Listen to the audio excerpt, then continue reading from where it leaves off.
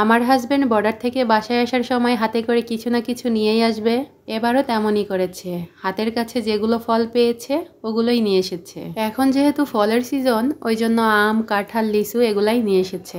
মাত্র একদিনের জন্য বর্ডারে গিয়ে আমাদের জন্য এত খাবার নিয়ে এসেছে, সব কিছু আপনাদের সাথে শেয়ার করব।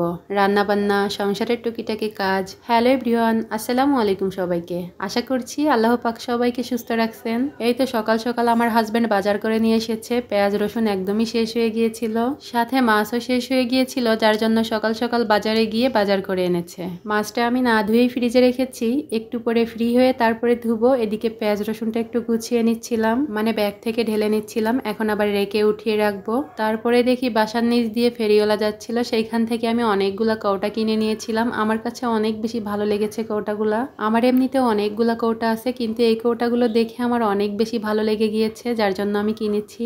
আর দামও খুব অল্প ছিল, পার পিস 10 টাকা করে নিয়েছে, ওই জন্য আমি 6টা নিয়েছিলাম। কৌটাগুলো অনেক বেশি মজবুত ছিল, দেখতে তো অনেক বেশি কিউট লাগছিল। যাই হোক, এগুলাতে কি রাখবো এখনো ভাবিনি, দেখি কি রাখা যায়। ওইগুলা উঠিয়ে রেখে আমি আবার রান্না করতে চলে আসছি, যেহেতু অনেকটা বেলা হয়ে গেছে। 12টার মধ্যে আবার রান্না শেষ করতে হবে। আমার হাজবেন্ডের আবার ডিউটি আছে দুপুর থেকে, যেহেতু সে খেয়ে দিয়ে ডিউটিতে যাবে, ওই জন্য একটু তাড়াতাড়ি করছিলাম। এই তো প্রথমেই তো একটু করলা ভাজি করে নিয়েছি, তারপর একটু লতির তরকারি রান্না করব। সামুদ্রিক মাছ দিয়ে আগের দিন রান্না করেছিলাম, অনেক বেশি মজা লেগেছিল, ওই জন্য আজও লতি দিয়ে রান্না করছি। আর আমি একটা মাছ দিয়েই রান্না করব, ফ্রিজে একটা মাছই ছিল, মানে এই মাছ একটাই ছিল। যাই হোক, প্রথমে আমি মাছটা একটু ভেজে নিয়েছি, তারপরে তরকারিটাও রান্না করে নিব। লতি খেতে কে কে পছন্দ করেন অবশ্যই অবশ্যই কমেন্টস করে জানিয়ে যাবেন। আমার তো ভীষণ ভালো লাগে খেতে, তবে চিকন চিকন লতিগুলা খেতে বেশি মজা লাগে, ওগুলো আবার একটু স্বাদ বেশি, কিন্তু এগুলো হচ্ছে মোটা লতি। তারপরেও আমার কাছে ভালো লাগে, যেহেতু আমার লতি খেতে অনেক বেশি পছন্দ।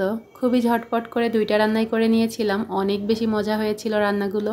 আমার রান্নাগুলো আপনারা এত বেশি পছন্দ করেন, আপনাদের সুন্দর সুন্দর কমেন্টসগুলো দেখলেই বোঝা যায়। তবে আমি অতটাও ভালো মন্দ রান্না করি না, আমাদের সামর্থ্যের মধ্যে যতটা পারি ততটাই ভালো মন্দ রান্না করার চেষ্টা করি।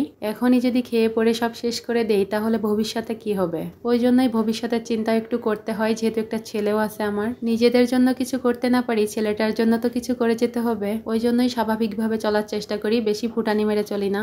যাই হোক, রান্না বান্না শেষ করে আবার কয়েকটা আম কাটতে বসেছি। আমার হাজবেন্ড বাজার থেকে অনেকগুলো আম এনেছিল, অবশ্য আমি আনতে বলেছিলাম, একটু আমের আচার বানাবো, ওই জন্যই। বাইরে দেখলাম ভালোই রোদ উঠেছে, তাই তো আমি আম কাটতে বসে গেছি। আমগুলো আবার কেটে একটু রোদ্রে শুকাতে হবে। আমগুলোতে যেহেতু আটি হয়ে গিয়েছিল, ওই জন্য কাটতে একটু অসুবিধা হচ্ছিল, অনেক বেশি শক্ত ছিল।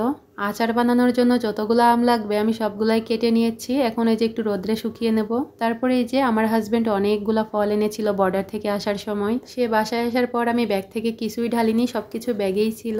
ব্যাগ খুলেই তো দেখি এত এত ফল, লেবু, লিচু, কাঁঠাল, আরো আমও এনেছিল। আমটা আমি আগেই ফ্রিজে ঢুকিয়েছিলাম, ওইটা আর দেখাতে পারিনি। আর লিচুগুলো অনেক বেশি ভালো ছিল, একদম গাছ থেকে ছিঁড়া লিচু। যেহেতু বর্ডার এলাকায় এগুলো গাছ থেকেই নেওয়া যায়, ওই জন্য আমার হাজবেন্ড বর্ডারে গেলে কিছু না কিছু নিয়ে আসে, যেহেতু ফল টল পাওয়া যায়, অনেক কিছু পাওয়া যায় ওখানে। সবকিছু একদম টাটকা ছিল, আমার তো অনেক বেশি ভালো লাগছিল। বছরের প্রথমবার লিচু কিনেছে আমাদের, মানে এর আগে খেয়েছিলাম ব্যাটালিয়ানের ফ্রি লিচু, কেনা হয়নি। কাঁঠালটা অবশ্য কাঁচা, কয়েকদিন রাখলে হয়তো পেকে যাবে। এতগুলা লিচু তো এখন একসাথে খেয়ে শেষ করতে পারবো না, ওই জন্য পাতাগুলো ফেলে আমি ফ্রিজে ঢুকিয়ে রাখবো। তাহসান আবার লিচু খেতে অনেক পছন্দ করে, ওই জন্যই ওর বাবা এত লিচু এনেছে।